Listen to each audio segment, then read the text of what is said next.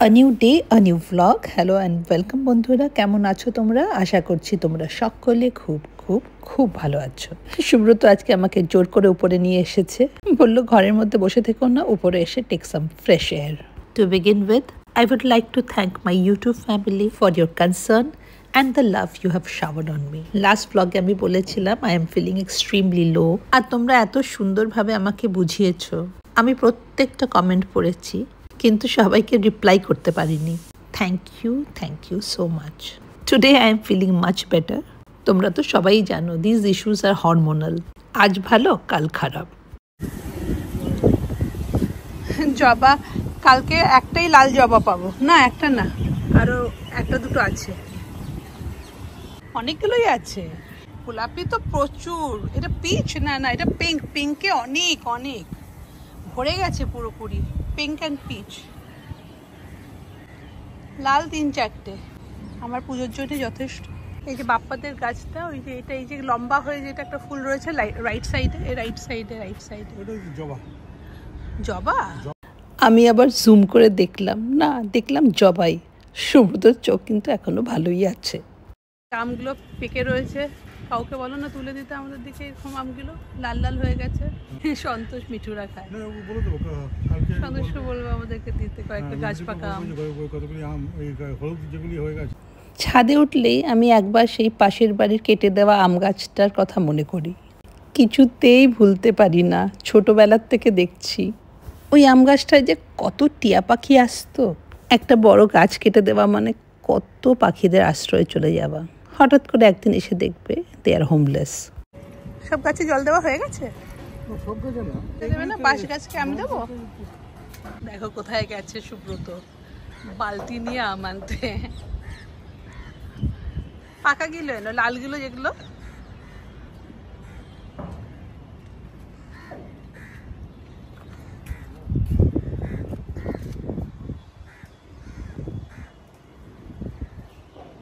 Be careful, হ্যাঁ, ওদিকটা বেশি দিও না ধারে।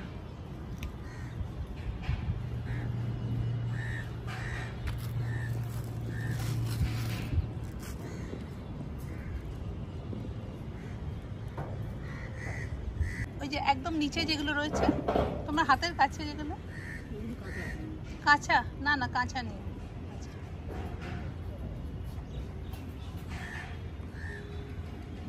তোমাদের এখানে একটা গাছ ছিল জানো, আর সুন্দর লাগতো না দেখতে? এই পিছনের দিকে একটা বড় আম গাছ। তোমাদের আর কিছু করার নেই, সেই তো ছাদ ভরে গেছে। ওইদিকে খেয়েছো? এইখান থেকে নিয়ে খেয়ে নিও।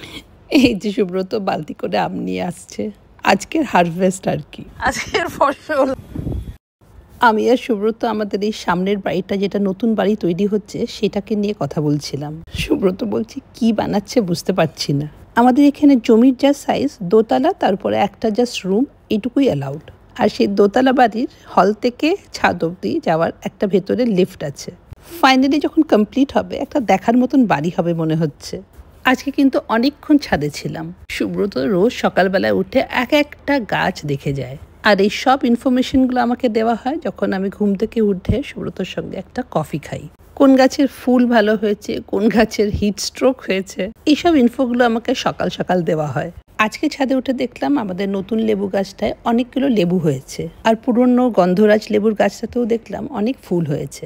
সত্যি গাছপালা, পশু পাখি তোমার মনটাকে এমনিতেই ভালো করে দেয়। আমার লাস্ট ব্লগে তোমাদের মধ্যে কেউ একজন আমাকে সাজেস্ট করেছো একটা পাপি নিতে। কি বলতো, বাড়িতে না থাকলেও রাস্তার অনেক ডগিসদের দায়িত্বই আমার ওপর। আমার বাড়ির নিচের প্যাসেজটায় ওদের জন্য দুটো ফ্যান লাগানো, দরজা খুলে দিলেই উপরে চলে আসে।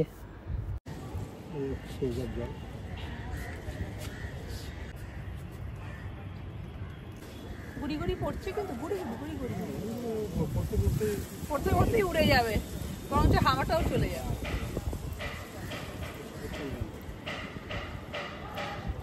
তার চেয়ে কিছু না হয় বরঞ্চ এরকম যখন হাওয়া দিচ্ছে সেরকম হাওয়া দিলেই ভালো। ওইদিকে বিদ্যুৎ চমকাচ্ছে।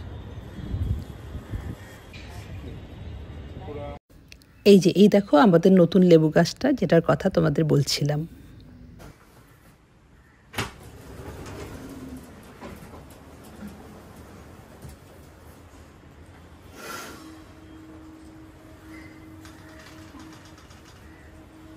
ছেলের ঘরটা সবসময় পরিষ্কার পরিচ্ছন্ন করে রাখা হয়, কিন্তু আমার খুব একটা আসতে ইচ্ছে করে না। এলেই যে ওর কথা কি মনে পড়ে কি বলবো। আর এই যে ওর রুমের সঙ্গে লাগানো এই গাছগুলো, এগুলো দেখাশোনা করার দায়িত্ব পুরোটাই সুব্রতর উপর। বাইরেটা অনেকটাই মিঠু আর মিঠুর বর সন্তোষ মিলে দেখে নেয়। এই জন্যে বললাম, কারণ তোমরা অনেকেই প্রশ্ন করেছো যখন তোমরা থাকো না বাড়িতে তখন তোমাদের গাছপালাগুলো কারা দেখাশোনা করে। বৃষ্টি তো হবেই না, হাওয়াটাও যাবে। আজকে ছাদে অনেকটা সময় কাটালাম, অনেকটাই ফ্রেশ হয়ে গেলাম। নিচে এসে সোজা ঢুকে গেলাম রান্নাঘরে। সুব্রত আজকে ফিশ ফিলে নিয়ে এসেছিল, বললো আজকে রুটি খাবো না, লেমন বাটার গার্লিক ফিশটা বানাও, সঙ্গে আইল জাস্ট হ্যাভ টোস্ট। এই রেসিপিটা দেখানোর আর কিছু নেই, কিছুদিন আগেই বানিয়েছিলাম, তোমাদের সঙ্গে শেয়ারও করেছি। এটা সুব্রত খেতে চেয়েছিল বলে বানালাম, কিন্তু আমার জন্য কিন্তু অলরেডি অল্প পান্তা রাখা রয়েছে। ঘুমের জন্য পান্তা খাওয়া শুরু করেছি, and believe me it is working. তবে মাছটা তো টেস্ট করতেই হবে, টোস্টটা খাবো না। তবে আমার নিজের জন্যও একটা জিনিস বানাবো, কবে থেকে ভাবছি বানাবো, কিন্তু যেহেতু সেটাতে সুব্রতর কোনো ইন্টারেস্ট নেই তাই আমার বানানোও হয় না। কয়েকটা জিনিস দেখলাম বাড়িতে নেই, তাই ব্লিঙ্কিট করলাম, কিছুক্ষণের মধ্যেই ডেলিভার করে দেবে। এই ব্লিঙ্কিট, ইনস্টামার্ট এইসব হয়ে যে কী সুবিধা হয়েছে, এখন কিছু খেতে বা বানাতে ইচ্ছে হলে বাড়িতে কি কি আছে আর ভাবতে হয় না। ওই দেখো, সুব্রত কিন্তু টোস্টার সাজিয়ে রেখে দিয়েছে। এই যে আমার ব্লিঙ্কিট এসে গেছে। বেশ কয়েকটা জিনিস অর্ডার করেছিলাম, যেরকম পনির, মুসুরির ডাল। তারপর দেখলাম ছাড়ানো রসুনে 70% অফ, তাড়াতাড়ি করে আনিয়ে নিলাম, আর রসুনটা ছাড়াতে হবে না। আমি যেটা বানাচ্ছি তার মেন ইনগ্রিডিয়েন্ট হচ্ছে কাঁচা লঙ্কা, রসুন আর বাদাম। কতদিন ধরে ভাবছি থেচা বানাবো, কিন্তু সবসময় ভাবি এতগুলো ঝাল দেবো, সুব্রত খাবে কিনা, তাদের বানাই। কিন্তু আজকে yes, I am making Maharashtrian thecha. পান্তা ভাত দিয়ে খাবো বলে একটা ঝাল ঝাল মহারাষ্ট্রিয়ান চাটনি, lots of chillies, garlic and peanuts. তবে ভেবেছিলাম এটা দিয়ে আরেকটা জিনিস বানাবো, আর সেই জন্যই পনিরটাও আনিয়েছিলাম। তারপর যা হয়, একার জন্য আর কিছু বানাতে ইচ্ছে করে না, তাই শুধু থেচাটাই বানালাম। পান্তা ভাত দিয়ে খেতে দারুণ লাগবে। যেটা ভাবছিলাম সেই রেসিপিটা একদিন বানিয়ে শেয়ার করব। দেখতেই তো পেলে, আলাদা করে আর কি কি নিলাম বললাম না। তবে রসুন, কাঁচা লঙ্কা আর জিরের কি সুন্দর যে গন্ধ বেরোচ্ছে কি বলবো। বাস এগুলো সব রোস্ট করার পর দিয়ে দিলাম ধনেপাতা আর অল্প নুন। এরপর কিন্তু এটাকে শিলে বা হামানদিস্তায় বাটার কথা, তবে আমি মিক্সি ঘোরাচ্ছি। আর ব্লগটাকেও এখানে শেষ করছি। তোমাদের সঙ্গে দেখা হবে আবার একটা নতুন ব্লগে। Till then, bye bye and take care.